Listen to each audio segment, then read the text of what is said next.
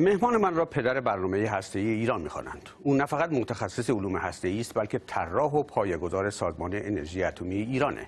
هم او بود که طرح برنامه‌های این سازمان را ریخت و با کشورهای غربی برای خرید راکتورهای اتمی و ساختمان نیروگاه‌های هسته‌ای مذاکره کرد.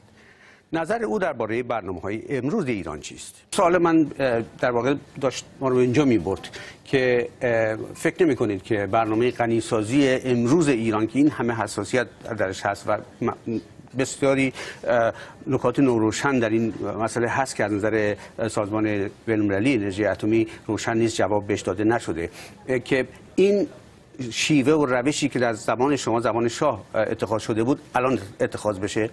چون ظاهرا کشورهای غربی هم در پیشنهادهایی که به ایران دادن بخشش هم اینه که ما غنیسازی رو میتونیم براتون غنیسازی بکنیم و بفروشیم بهشون. دروغ میگن. چرا فکر میکنید دروغ؟ چرا؟ خیلی روشنه، دلیلش روشنه، اصلا 100% دروغ میگن. ببینید دلیلش روشنه، دلیلش اینه که ایران تا همین اخیراً تا پارسال عضو یورودیف بود، همون کارخونه که 10% سهامش با ایران بود. ولی وقتی آقای فرانسوا میتران شد رئیس جمهور فرانسه بعد از انقلاب ایران اعلام کرد که ما درسته که شما شریک این کارخونه هستیم ولی خدمات غنیسازی بهتون نمیدیم، محصول این کارخونه رو بهتون نمیدیم. تمام شد رفت. یعنی غرب دروغ میگه. یعنی اون جایی که ایران رفته سرمایه‌گذاری و ما سرمایه‌گذاری کردیم، ایران سرمایه‌گذاری کرده و حق داشته که 10% محصولش برداشته، گفت یه دفعه گفتن نمیدیم. وقتی گفتن نمیدیم، آلمانی هم همین نیروگاه بوشهری که میساختن یک دفعه دولت آلمان گفت ما اکسپورت لایسنس، پروانه صدور تجهیزات رو به ایران نمیدیم. بنابراین این داستانی که الان 30 سال با بوشهر داریم که تمام شدنی هم نیست، حالا گرفتار روسا شدیم، اینا رو همه رو غربی‌ها به ما تحمیل کردن. چطور دو دفعه بلند شدن اومدن ما بهتون غنیسازی میدیم، ما بهتون تکنولوژی میدیم؟ دروغ میگن. اون وقتی که باید میدادن ندادن. حالا برای اینکه ایران رو در یه مسیری بندازن که بسیار دستش بسته بشه، میگن ما بهتون میدیم. تازه چه اعتباری به اینا هست؟ اون وقت به ما گفتن میدیم، شریک شدیم، گفتن میدیم، فرداش گفتن نمیدیم. اگه حالا گفتن میدیم و قراردادم ببندم، قراردادم ما داشتیم 5 سال دیگه نیروگاه هم ساختیم، آمدن گفتن سوخت نمیدیم. ما چیکار کنیم؟ الان آقای اعتماد چه اعتمادی به این کشور غربی هست؟ مذاکرات با ایران شروع شده و ظاهرا ایران به بخشی از این خواسته ها هم، یعنی بخشی از این خواسته ها قبول کرد.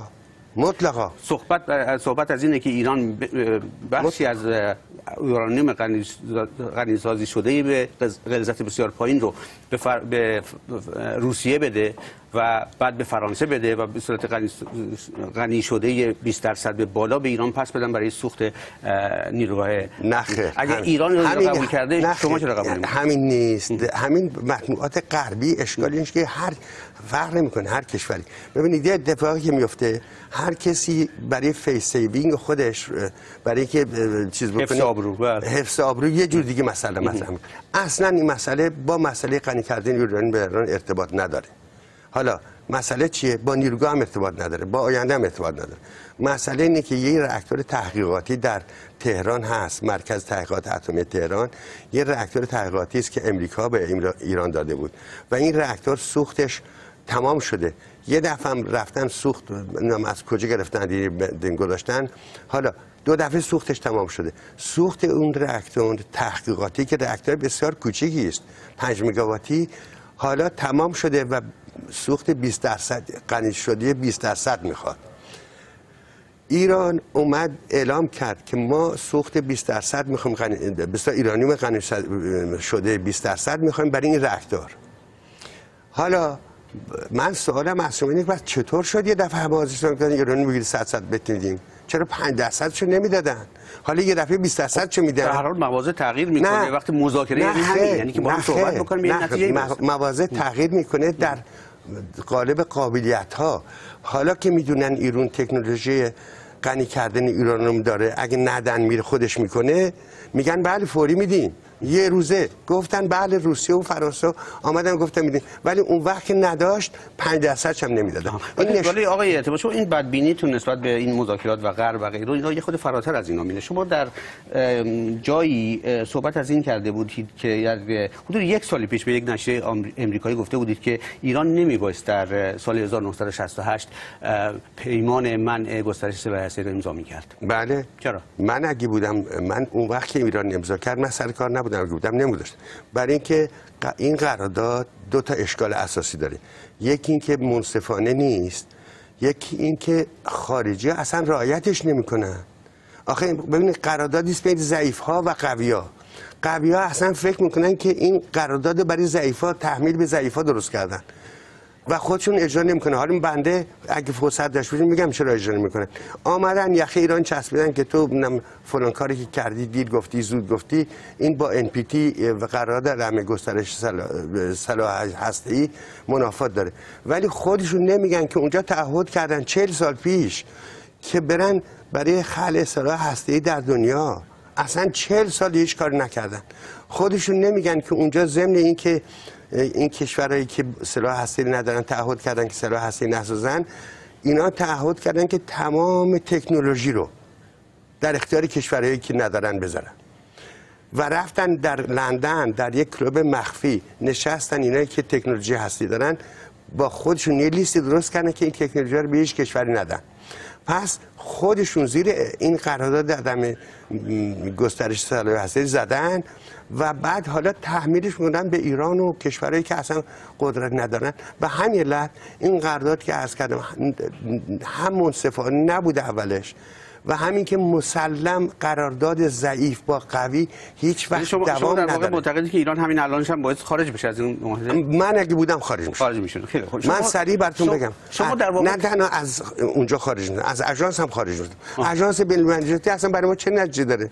ما رفتیم عضو سازمان شدیم که بهش میگن واچ داگ ایجنسی، یعنی ما دزدیم اون سگم باید پشت سر ما. در مورد ایران که فقط نیست، در مورد همه کشورها. برای چی عضوش باشیم مثلا؟ چی ازش میگیریم؟ ولی شما آقای اعتبار، شما به ته دلتون در واقع بمب اتم میخواین. من نه. شما در یک من معتقدم من این قرارداد من گسترش سلاح هسته‌ای به بمب اتم ارتباط نداره.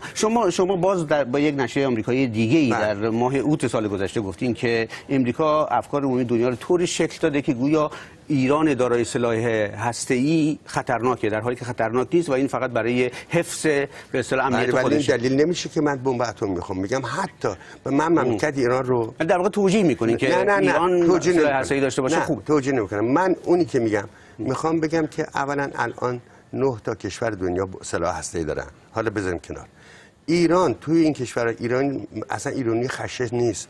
200 سال من میگم ایران به هیچ جای حمله نکرده. نظام عوض شده، شاه اومده، قاجاری عوض شده، فلان شده. حالا در عرض این 200 سال بارها مورد حمله قرار گرفتیم، پدرمون در اومده، ولی ایرانی هیچ وقت به هیچ کشور دیگه حمله نکرد. حالا چطوری یه دفعه غرب اومده میگه که اگر ایران یه سلاح هستی پیدا بکنه امنیت امریکا هم به خطر میفته؟ امنیت بابا دروغگویی چیه؟ رفتن به لهستان و چکسلواکی گفتن که ما میخوایم دفاع ضد هوایی بذاریم برای اینکه اگه ایران بمب اتم بسازه شما. بابا ما با لهستان و چکسلواکی چیکار؟ فرض کنید بمب میخوایم جای دیگه ممکنه بزنیم. والا دروغ میگن. اینا دو افسانه میسازن برای اجرای سیاستاشون. به همین علت من با بمب اتمی موافق نیستم، ولی معتقدم اگرم ایران ساخت هیچ دورات طور نمیشه. اسرائیل ساخت طوری شد، پاکستان ساخت، خیلی مملکت خوبیه، خیلی دموکراتیکه، خیلی ثابته. اسرائیل خیلی ثابته. اسرائیل 60 سال با تمام همسایه‌اش داره میجنگه. شاید اینا بحثشون به همون دلیل میخوان نذارن کشورهای دیگه بپیوندن به این حلقه. پس منصفانه نیست. همین میخوام بگم. بی خود میگن. پس یک مسابقه عجیب و غریبی در دنیا راه انداختن. اگر اینطوری باشه اگه اعمال زیر پس چرا عدم گسترش سلاح هسته‌ای میگن؟ ایران هم حق مخاطب بکنه. ببینا چه مربوط. خیلی متشکرم آقای اکبر اعتماد در شرکتتون در برنامه. من خیلی خوشحال شدم که مدعو شما بودم و با هموطنانم صحبت کردم. متشکرم.